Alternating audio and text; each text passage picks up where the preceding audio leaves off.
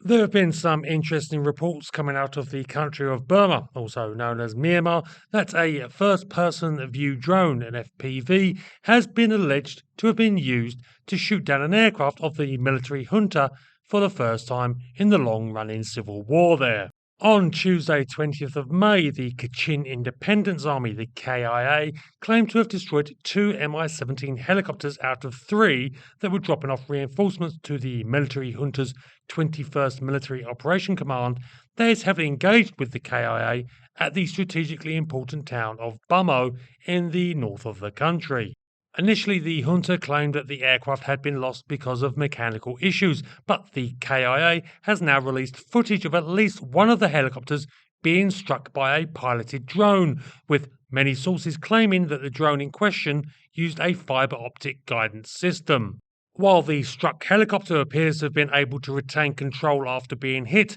pictures and reports released by the KIA state that the helicopter crashed a short distance away and that they recovered 19 bodies and miscellaneous weapons from the site. The other helicopter was also reportedly damaged at some point by currently unknown means, but managed to make an emergency landing at the headquarters of the junta's Infantry Battalion 56 in the town of Shwegu.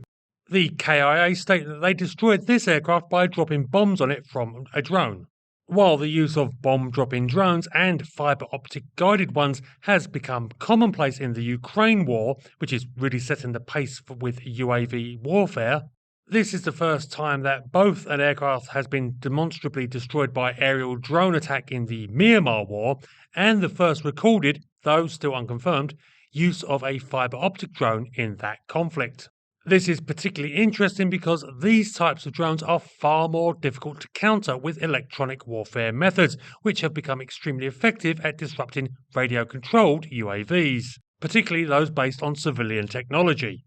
However, the parts required to build fibre optic drones are more complex to acquire, though production has ramped up in recent months, primarily for military usage in Ukraine. The Kachin are proving to be one of the most effective in downing junta aircraft of the myriad of groups currently fighting against them. Since the coup in 2021, when the military unabashedly took power, the KIA has claimed credit for another three aircraft, another Mi-17, as well as an Mi-35 gunship and an FTC 2000 attack jet. These previous successes were largely attributed to the KIA being one of the very few groups in possession of a small number of anti-aircraft missiles. But this latest event gives the perfect illustration of what we can probably expect to see more of in the future. The junta is heavily reliant on its air power, both to retain its fingerholds around the country by allowing resupply to cut off garrisons, while also being instrumental in inflicting casualties on opposition forces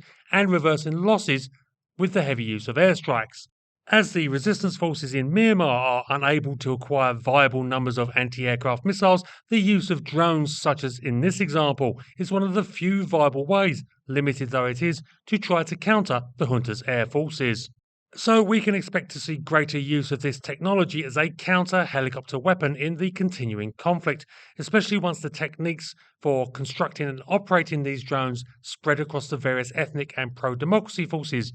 many of whom already have their own drone construction centres and operational units.